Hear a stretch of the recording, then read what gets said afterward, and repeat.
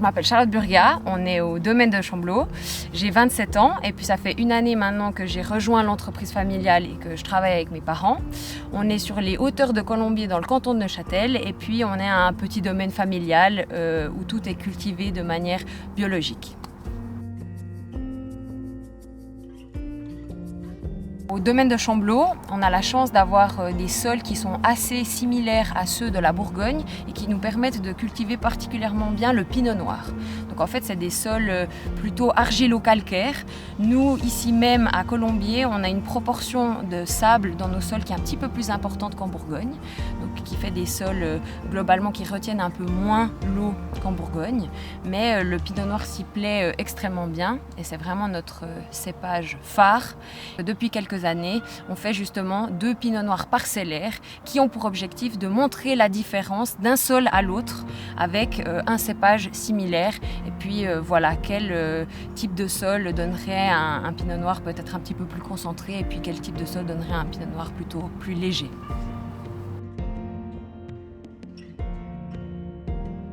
Alors je pense que travailler avec la vigne et la nature aussi, c'est vraiment se rendre compte des changements climatiques qui nous entourent tous les jours. Donc c'est vrai que bien sûr que le changement climatique va nous impacter aussi.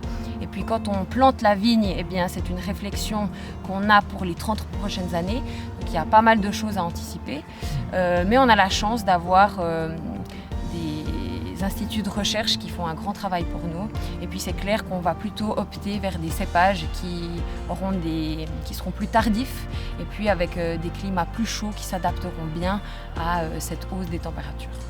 Un autre défi pour moi, ce serait de réussir à conserver le domaine comme il est aujourd'hui, ce qui signifie de garder une petite entreprise familiale où chaque collaborateur se connaît bien, où on développe des liens entre nous et puis où ça reste voilà, quelque chose de sympa, familial, convivial, pas que ça grandisse trop.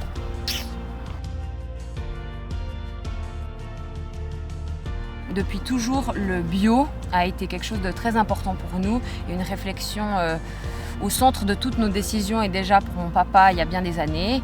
Et c'est vrai que moi je suis complètement dans ce même état d'esprit. Et donc voilà, toutes les vignes sont cultivées bio et les vins sont bio. Et puis maintenant, depuis quelques années, on s'essaie à la biodynamie, dans un premier temps à la vigne, et puis dans un deuxième temps, ce sera dans les vins.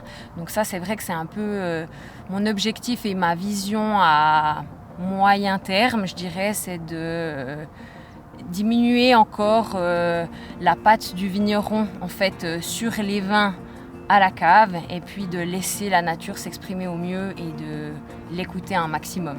Voilà.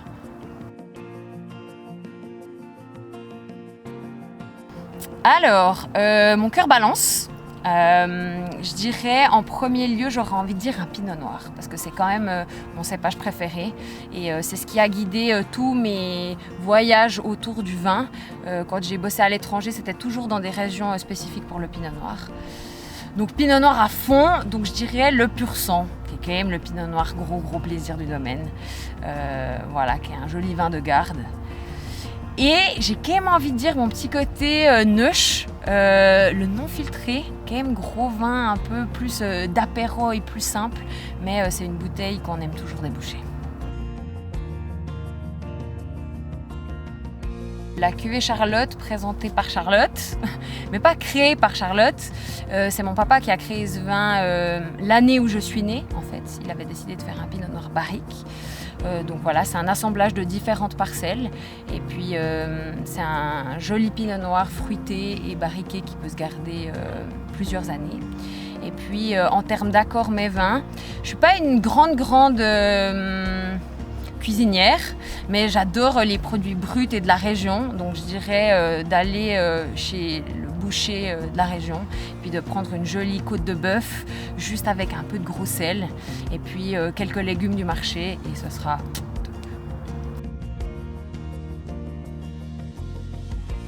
Récemment, j'ai eu l'occasion de goûter le vin Les Curzes du domaine Paco. Et puis j'ai eu l'occasion d'ailleurs de le déguster en présence de Laura. Et puis j'ai vraiment adoré ce vin. Et puis c'est vrai que j'adore le concept derrière ce vin d'avoir un assemblage de différents cépages qui ont poussé tous les uns à côté des autres et ensuite cette vie ensemble continue à la cave. Et puis j'ai trouvé que ça donnait une grande complexité au vin, beaucoup de profondeur, des arômes super chouettes. C'est top. Bravo Laura.